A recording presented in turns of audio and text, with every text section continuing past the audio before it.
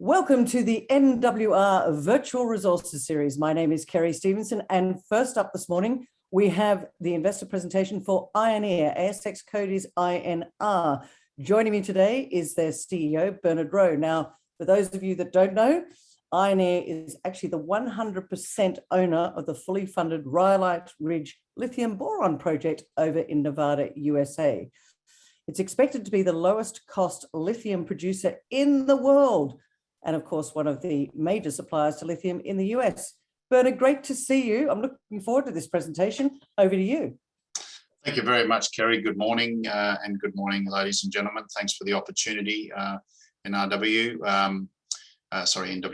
I'm going to run through a presentation with some highlights, recent highlights, and upcoming activities over the next couple of months for Ioneer. I'm going to focus on the recently announced joint venture deal with SIBANYE Stillwater, which is a transitional moment in the history of our company. And as Kerry mentioned, it's one of the very few lithium projects in the world that has the equity component funded for the project. There's important notices I'll suggest that you read before, and disclaimers, please read before making any investment decisions. So why Ioneer and what is Ioneer? Ioneer is developing the Rhyolite Ridge Lithium-Boron Project located in the state of Nevada in the United States. It's a highly strategic, most advanced lithium project in the United States. It's a world-class asset by any measure, very strong project economics, resilient across a wide range of commodity pricing for both lithium and boron. That combination of lithium and boron is important because it also makes this project resilient, extra resilient, if you like, because the revenues are shared across two critical commodities. It's expected to be the lowest cost lithium producer in the world. That's an easy claim to make, a bit harder when you're in production, but we've done over $100 million of work, including full piloting, to demonstrate where how we land at those low cost numbers, and I'll step through those. It's a significant upside potential. It's a very large resource. We're only mining 2.5 million tonnes or thereabouts in the current feasibility study, and yet the resource is at 146 million tonnes. So there's 50, 60 years of resource already, and it's open and can be further expanded. It's the right location. United States is going to become one of the world's largest consumers of lithium via lithium-ion batteries in electric vehicles, but also in static storage. There are already large battery factories being planned and being built in the United States. The supply of lithium has become a particularly important topic around domestic supply chain security under the current US administration. And that strategic nature of this project, I think, has been well recognised by two recent examples of transactions that we've completed, one being the offtake agreement with EcoPro Innovation, who's one of the world's largest producers of cathodes that go into lithium-ion batteries. They're a Korean company with plans and supply into the United States, amongst other parts of the world. And the project has and the company has a strong commitment to sustainability, Ioneer and our new partner in SIBANYE Stillwater. There's two sort of pillars to that strategy, I guess you could say. One is, first of all, we are producing critical materials that are required for sustainability, for the transition, the energy transition away from fossil fuels. So the lithium for lithium-ion batteries, but also in our case, boron is a widely used material in also critical for sustainability. Borosilicate glass, insulation, permanent magnets in electric motors. So these are both critical commodities. The other pillar, though, is how we go about producing those materials. We have an operation that is going to have very, very low water usage, low emissions, small surface footprint, low greenhouse gas emissions. And that's a function of the deposit itself and the flow sheet that Ioneer has developed to extract the lithium and the boron. So you put those two things together, and this project really is making a significant impact into combating the effects of climate change and greenhouse gas emissions. So the SIBANYE Stillwater transaction, in summary, what we announced was a joint venture with SIBANYE. We announced that a couple of weeks ago on the 16th of September. The way that deal was struck is summarised here. SIBANYE will invest $490 million into a joint venture company. Ioneer will put the Rhyolite Ridge project, South Basin, into that joint venture. So that joint venture will immediately then have $490 million of funding in it, which is more than 50% of the capex required to build the project. So the equity component is covered. But in addition to that, SIBANYE will invest $70 million in a share placement at 65 cents, subject to shareholder approval at the end of this month. So there'll be a $70 million investment there. And on top of that, there'll be an additional $50 million investment from SIBANYE should they elect to bring the North Basin, which is just the northern extension of this project, into the same joint venture. So the total consideration from SIBANYE will be $610 million US, approximately 830 million Australian dollars. Ioneer, importantly, will retain 50% ownership of that with that sizable investment, and it'll maintain operatorship of the joint venture. Bernard, just a quick one there. Who are Sibanye-Stillwater and why are they so interested in your project? So Sibanye-Stillwater are one of the world's largest producers of precious metals, particularly platinoids. So they have operations in Southern Africa and also in the United States, in the state of Montana, the Stillwater operation. So they are a large producer of platinum group metals and gold as well through those operations. So they're a global mining company. They're a $10 billion market cap company, very strong balance sheet, very profitable company. And a couple of years ago, they made the decision to diversify into battery metals. And they've been working on that strategy. They've made a couple of investments already in spodumene in Finland, and also nickel processing in France recently. But this is by far the largest transaction that they have undertaken in this battery metal space. So, you know, they have got a focus on the United States, battery metals, and obviously they recognise the opportunity here with the strategic asset and the team that Ioneer has built in the United States. I just want to put this deal into some kind of perspective, because sometimes it's hard for people to really understand, you know, how does this stack up compared to other transactions in the lithium space? And the simple answer to that is it stacks up incredibly well. Now, I'm not going to go through every transaction on this table, but this was recently produced in the last week or so by JP Morgan. And it lists all of the significant M&A type of activity in the lithium space over the last 4 or so years.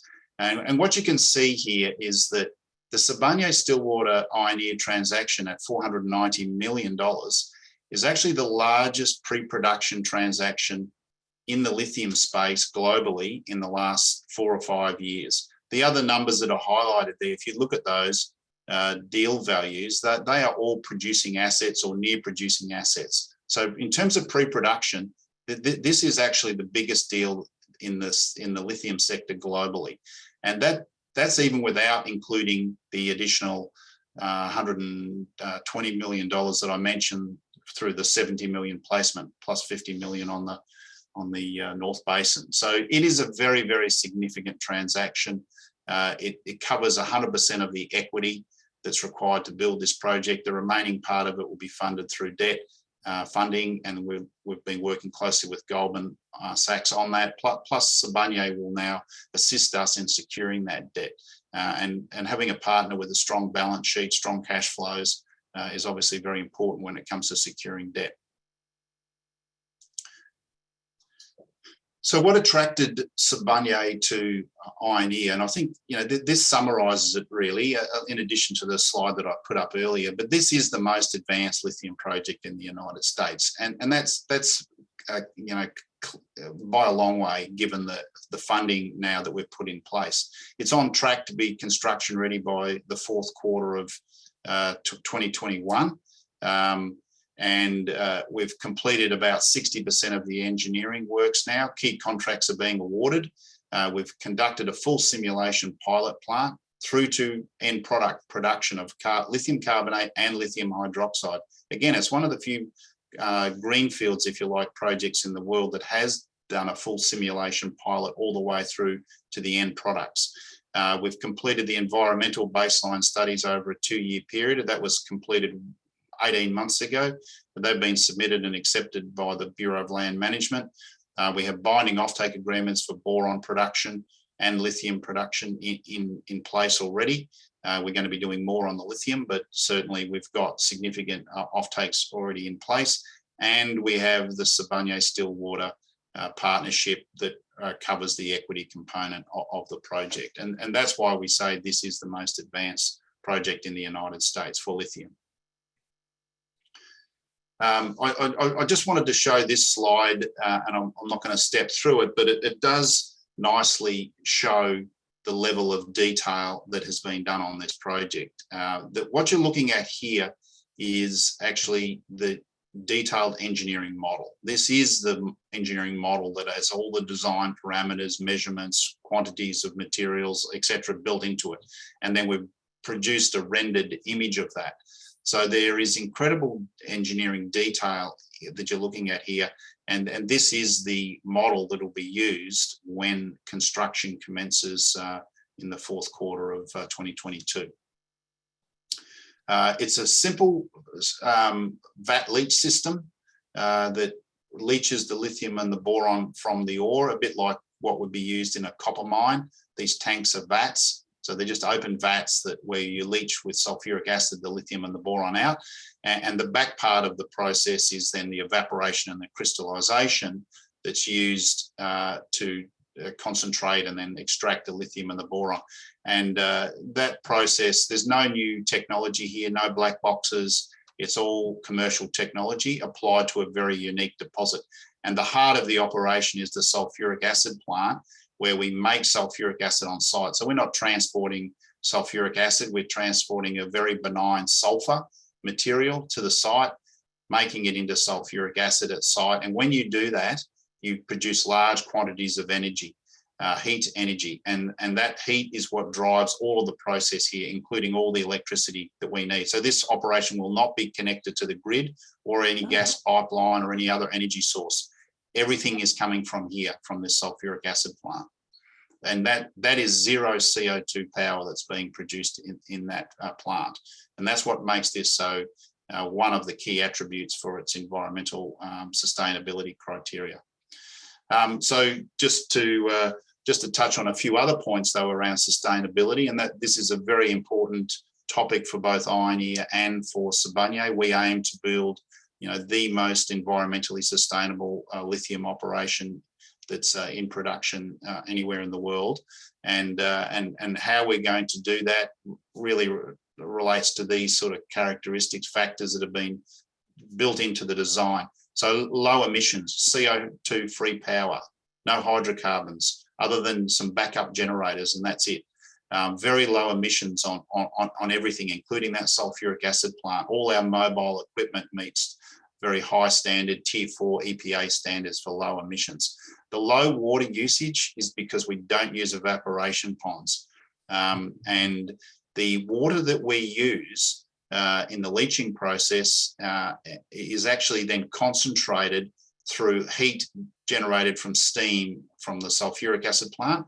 That means that we boil off the water to concentrate the lithium and the boron, but we capture that steam, we cool it down and condense it, and then we reuse it.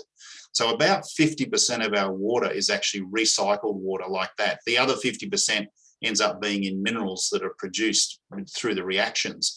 So we can't retain all of it, but to the maximum, we recover and reuse that water. Because you don't have evaporation ponds, and because you don't need tailings dams because of the specific type of ore here, then the footprint of this mine is actually very, very small. It's about, in total, 900 acres is the actual surface footprint, but the initial mine footprint in total, that's not disturbed areas, that's just the total footprint's about 3.3¼ square kilometres. So it's a small mine footprint. It's very energy efficient. The automation is something that we're also looking at as a way to improve both safety and efficiency. And we have a strong commitment to sustainability, as exemplified by the work we've done to date on the baseline studies and the research that we do and around the rare plant that we have growing at the site, which people will be familiar with, Teams buckwheat. So where we're doing propagation and transplantation and protection measures that are part of the mine permitting process. So some economics on the project, just a snapshot. We'll be producing about 22,000 tonnes of lithium hydroxide. Now, at the beginning, that'll be lithium carbonate, but this project is one of the few lithium mines in the world where you'll be able to say, well, we can produce either in any mix we want. It could be 100% carbonate or 100% hydroxide or 50-50.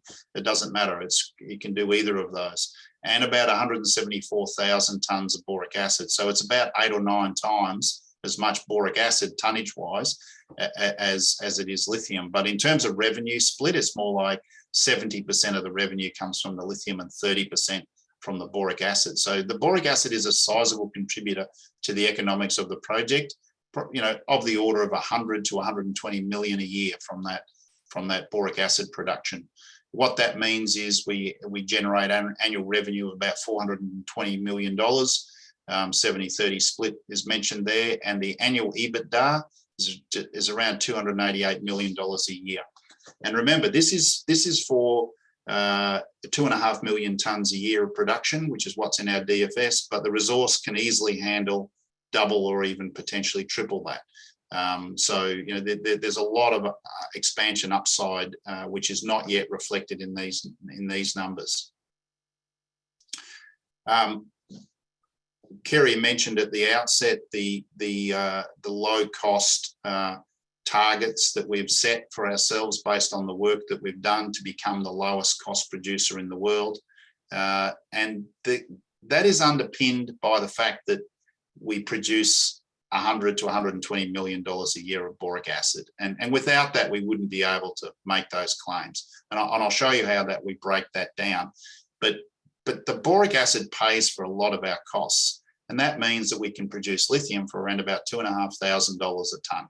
And that is obviously at the far left of the cost curve and makes this project incredibly resilient through all cycles, commodity price cycles for both lithium and for boron. And boron, by the way, is a very, very stable pricing commodity. It's a duopoly. It's traded in a narrow range for 100 years. It's a great second product to be producing in any lithium project. And this is one of only 2 lithium boron deposits known anywhere in the world of any significant size. So I'm not going to spend a lot of time on this slide, but what I will say is that for us to produce this 1 tonne of lithium and 9 tonnes of boric acid, it costs us about $8,000 a tonne or a bit more to do that. And that's why I say if we didn't have that boric acid or we weren't able to sell it, then our cost would be about $8,000 a tonne to produce that 1 tonne of lithium. But along with that comes this boric acid, and 9 tonnes of boric acid is worth about $5,700. So if you use that can treat it as a byproduct credit, then the difference is $2,500. So there's a big margin there of $8,500 on a tonne of lithium, and that's using a lithium price of 11,000. And as I'm sure most people know, people are ratcheting up their long-term pricing projections around lithium. We're in a spot market environment now where we're seeing plus $20,000 prices in the spot market, and significantly higher actually in China in particular. So this project will be very, very high margin even at low lithium pricing, and will make a lot of money when we're seeing these higher prices that have been projected. So I know I'm getting towards the end of my 20 minutes. There's the resource and the reserves. I won't go into it. There's a lot of room for expansion. The DFS is based on the reserve, which is around about 60 million tonnes, but there is a resource there of 146 million tonnes. That's shown in the black line where it's been drilled, and you can see the rest of the basin, which is outlined in green, has not yet been drilled. So that number is likely to get significantly larger at 146 million tonnes. What does this mean for the United States? For a start, it is the most advanced project. It's the only project with the equity component funded in the United States. It's the only project that's run a full pilot plant and produced all the way through to production of end product. Where we see that playing an important role in the United States is obvious. The US currently produces about 5,000 tonnes or thereabouts of lithium a year, so almost nothing. It's projected that by 2024, it's going to need about 100,000 tonnes of lithium.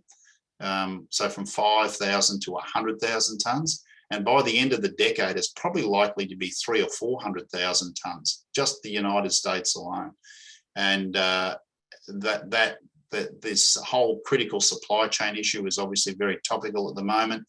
There are already companies, American, Japanese, and Korean, that are building battery mega factories, gigafactories in the United States, and they are going to want domestic supply, a secure supply chain, and they certainly will need to import for the foreseeable future. There's no question about it, but there's going to have to be a balance between what's imported, because imported means it's going to have to be moved, from South America, from Australia, from China, around the world. Very long supply chains, very carbon intensive as well. When you look at the emissions from shipping transportation, there is already happening a strong push to secure some domestic supply, and Rhyolite Ridge is incredibly well positioned to be the leader in supplying that in the United States. Okay, time's almost up. Sorry, yep. Bernard. That's okay. This is my last slide, and so I'll finish here. There's a slide there that shows the pathway through to production in the second half of 2024. I won't go through all of it, other than to say that the second half of 2021 that we're now in, we've obviously completed the transaction with SIBANYE recently. We're working on progressing the permitting. We're continuing to award major contracts. We're going to have a second lithium offtake agreement that we're working on currently. There's several parties involved in that. I expect that'll be quite a strategic offtake for Ioneer, given where we are now at with our partner. We are working with export credit agencies and other funding options around the debt, alongside Goldman Sachs. And we're also working on and close to completing the final documentation for a US listing under an ADR type structure. So, it's going to be very busy until the end of the year for Ioneer, and that'll continue into next year as well.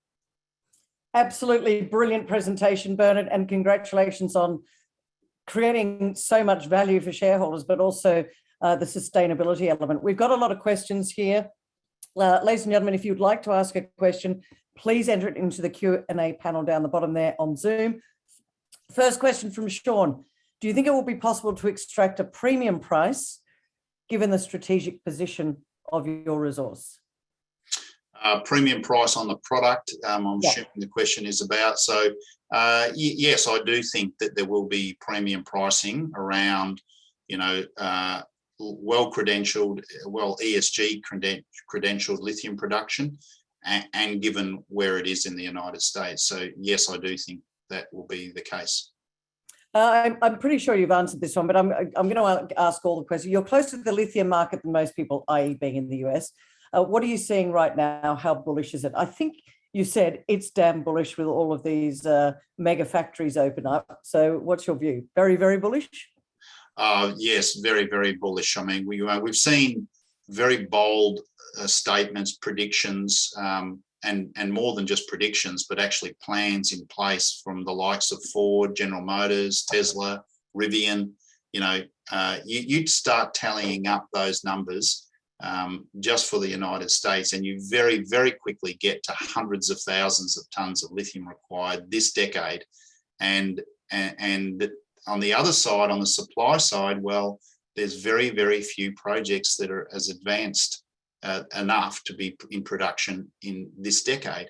And and Ioneer is well ahead of the pack in that respect, given the things I've mentioned before. So yeah, I'm very bullish about US domestic lithium production, and I'm very bullish about the demand that's going to be required coming out of the US and the need to supply that domestically, as I explained. And I think it's a fantastic opportunity for Ioneer, and it's really, I think our timing is perfect. We've done all the work over the last 4 or 5 years, $100 million, as I mentioned, spent on this project to be well prepared to be, the #1 player in this space supplying into that US market. All right, lots of questions here. With the equity component taken care of, what are your options for raising your component of the debt financing, and will having SIBANYE on board make that easier? Yes, and I wouldn't think of it as our component of the debt, because the way people should think about this is a 50-50 joint venture, or it will be. It's just being set up and established, but it'll operate as a 50-50 joint venture, and all of that joint venture documentation has already been put in place. Okay, so the debt actually has to be arranged by the joint venture, and yes, effectively 50-50 split between SIBANYE and Ioneer, but it'll be the joint venture company that arranges the debt. And absolutely, SIBANYE have committed as part of the agreement to assist Ioneer in arranging that debt. And we have many options around the debt. We've been working with Goldman for a couple of years on debt, so we've done a lot of work in the background on that. We've got strong interest, and I would say the interest has only just got stronger because of the equity that de-risks the debt element significantly when you're talking to debt providers, that when you have got the equity covered with a partner with as strong a balance sheet as SIBANYE, that makes a huge difference. So there's lots of options available for us. We're exploring multiple options around the debt, and having SIBANYE beside us as a partner makes a big deal of difference. Absolutely.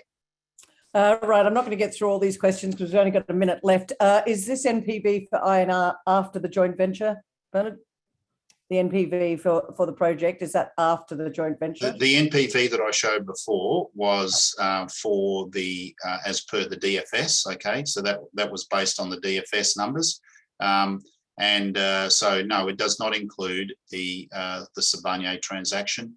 I think NPV is based on a project that's built and funded, and effectively Ioneer has in one transaction solved all of that funding requirement with the 490 plus the additional 120 that I talked about. It puts Ioneer in an incredibly strong position. And yes, there is a 50% ownership now with SIBANYE, or there will be as that transaction unfolds, but without a doubt that puts Ioneer in an incredibly strong financial position and completely de-risks this project. And that's the key. It's completely de-risking this project. Bernard, I'm so sorry. We're out of time, ladies and gentlemen. I'm sorry I can't answer all your questions, but please reach out to NWR and they can forward those questions on to Bernard to answer for you. Bernard Rowe, absolutely exciting project. Great to see you today, and congratulations. We look forward to the news flow. Thank you very much, Kerry. Thoroughly enjoyed it, and please, people, feel free to reach out to us with any questions. Cheers, Bernard. Thank you.